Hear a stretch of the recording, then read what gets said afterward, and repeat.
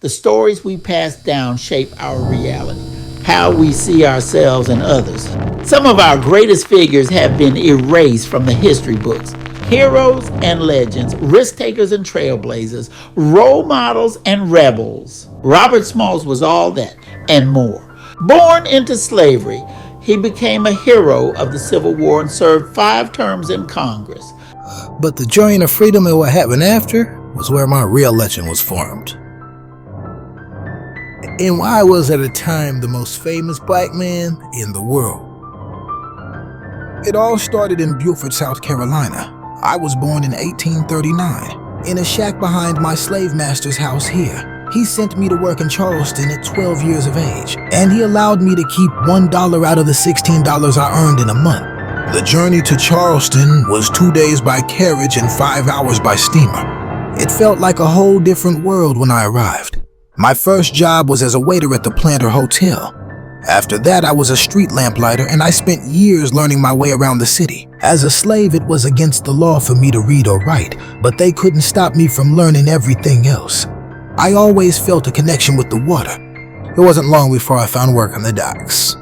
I started at the bottom, loading and unloading the ships, and worked my way up, learning all the ropes. Before long, I knew the docks, the ships, and the canals and waterways like the back of my hand. If someone had a question, I had the answer. Eventually, I worked my way up to captain of the Planter. They couldn't call me captain because of my skin color, but I was behind the wheel, so you figure it out. As a child, my mother made sure I wasn't sheltered from the real world. She took me to experience the slave auctions and introduced me to the sugar house, where slaves were sent to be tortured and punished. I went to the cotton fields in the sweltering heat so I could see firsthand how some of us were forced to survive. I saw children living through hell, having their lives decided for them. All the slaves in Charleston had to wear slave badges so that we could be tracked. Charleston is also where I found my wife, Hannah. I married her at 17 with permission from our masters. We started to build our family soon after. Elizabeth and Robert Jr. were born slaves, but our third child, Sarah, would be born free. At any point, if our masters felt like it, any one of my family could be sold off and never seen again. My mother was separated from her family at 9 years old. The Planter would help to make sure that would not happen again. This ship became part of the family when we rode her to freedom. I watched and waited for our best chance to escape. I listened to the chatter on the streets and talked to the slaves and the freedmen. War was upon us, and South Carolina was the first state to secede from the Union. We had everything we needed to sail to freedom, but I wasn't ready. The Planter was scheduled to move 4 major artillery guns soon. I wanted those guns. It would be a prize for the Union, so we waited until the guns were aboard. Finally, the day arrived. We were assigned to stay on the ship for the night. The white officers were supposed to stay on board too, but broke their own rules and left us alone. In the middle of the night, we got the engine going on the Planter and prayed the noise would not attract attention. We got moving while everyone slept. We raised the flags. My last time ever flying under a Confederate flag. I donned the captain's hat to disguise myself and we were off. We were headed out on the journey of our lives. Freedom or death were the only options now. First, we traveled further into Confederate territory where the women and children could meet us without attracting attention.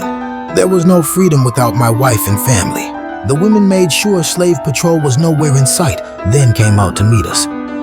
The woman and children hid underneath and we got to moving. The other women had no idea when they woke up that morning they'd be free before they slept again. I studied the captain. I knew all his mannerisms. I knew the routes to travel to avoid suspicion and avoid the mines. There were 5 forts between us and freedom, and I had the intel on each one. Pinckney was mostly abandoned, so we rolled by there before things got really interesting. He was fearless. His knees never buckled the entire trip. We were on our way, signaling each checkpoint with the steam whistle. Countless guns and cannons pointed right at us, and he navigated us through like it was nothing. We agreed. If they discovered us, we would use the guns and ammo on board to fight, or we'd sink the ship, lock hands, and go down with it. They would have tortured us something awful if we were captured. 5 Confederate forts, hundreds of soldiers, underwater mines, and patrol boats. We had to navigate a gauntlet to find freedom. My first and only time working with an all-black crew, and we handled it like the old vets we were. We couldn't be stopped. God was clearly on our side. Finally, it was only Fort Sumter that stood between us and freedom. The most heavily armed fort of them all. They had more cannons than we had people. The crew wanted to steer wide of the fort, but Robert knew that would only attract attention.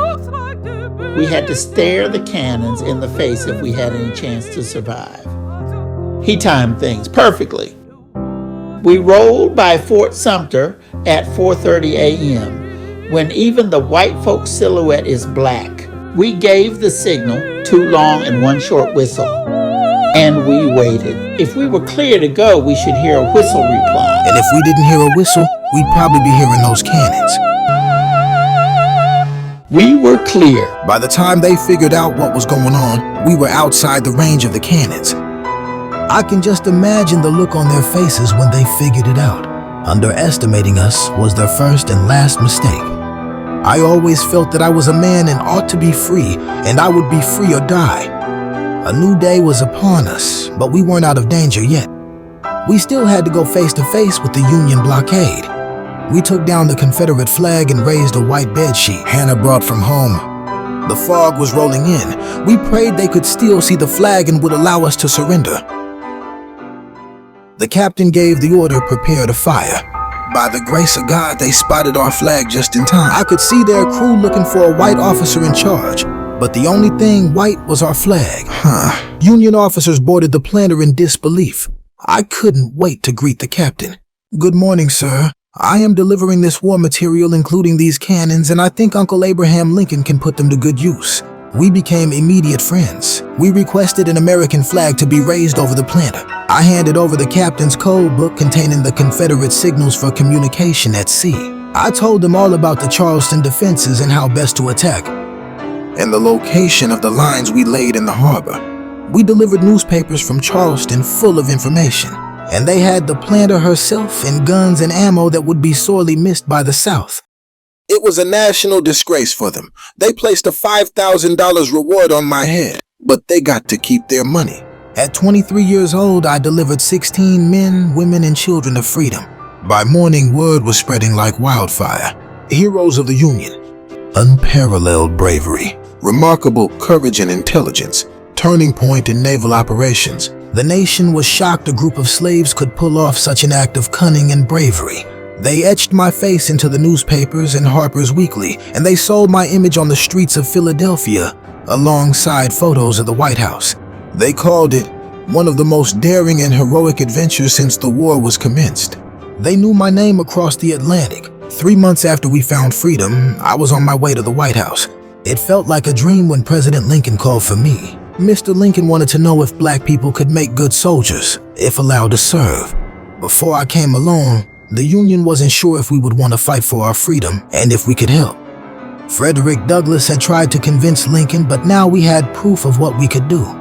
After our meeting, I delivered the directive that black soldiers would be allowed in the fight to end slavery.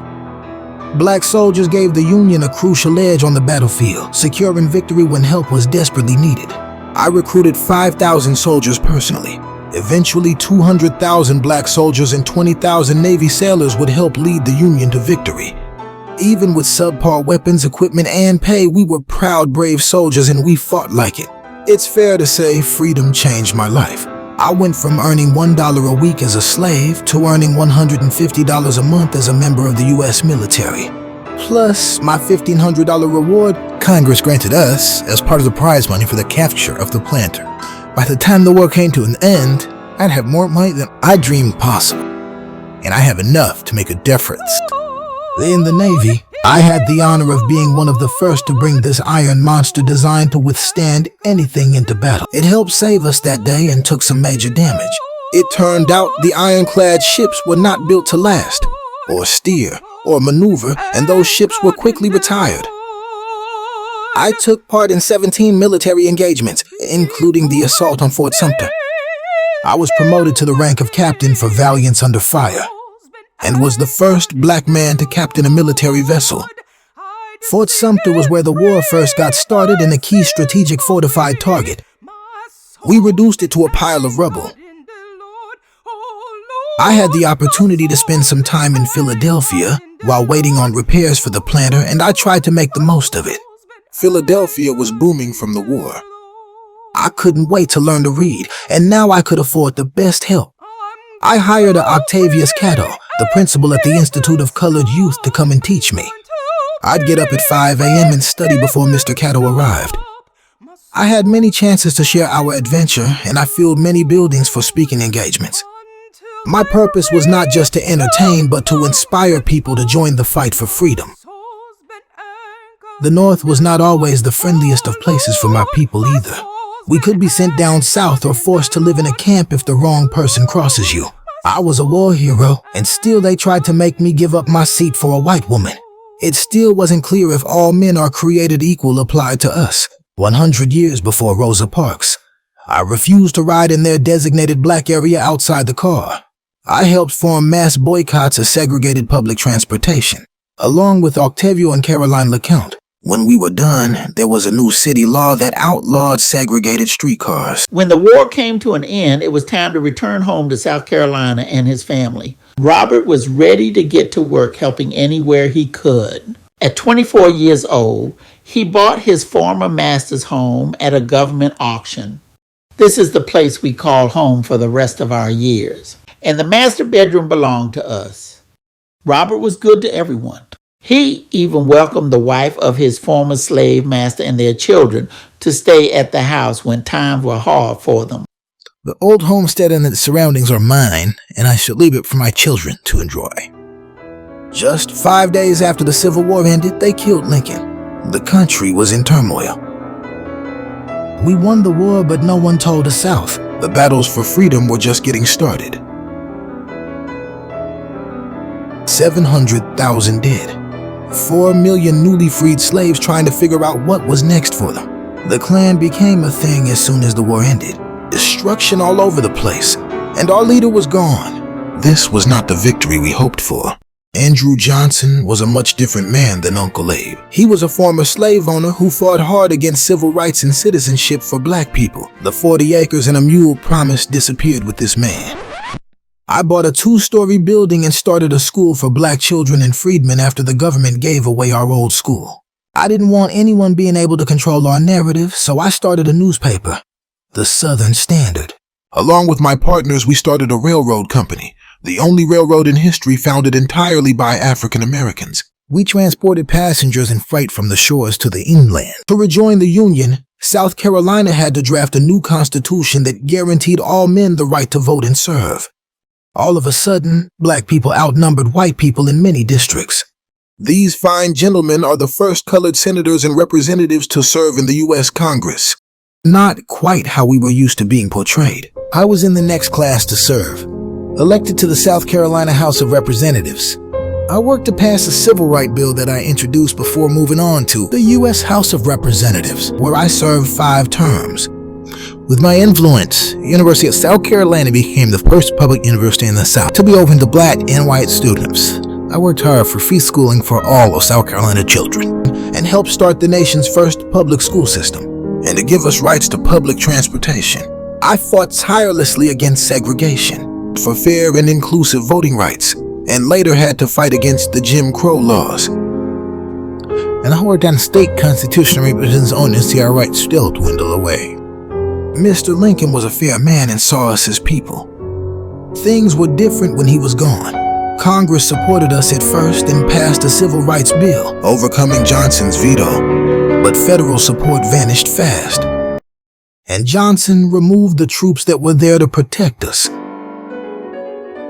Voter intimidation, poll taxes, literacy tests, constitution quizzes. They came up with everything they could to take our rights away. It would take nearly a century before we saw a comparable number of black members in Congress again. Helped end slavery, improved education for all children, and found freedom and a better life for my family and crew. I lived a life I was proud of. Although much of our progress was lost after Reconstruction, I was a war hero. I was an example of what my people could achieve, if given a fair opportunity. When you know who you are and what your history has been, Then you have a sense of what is expected of you.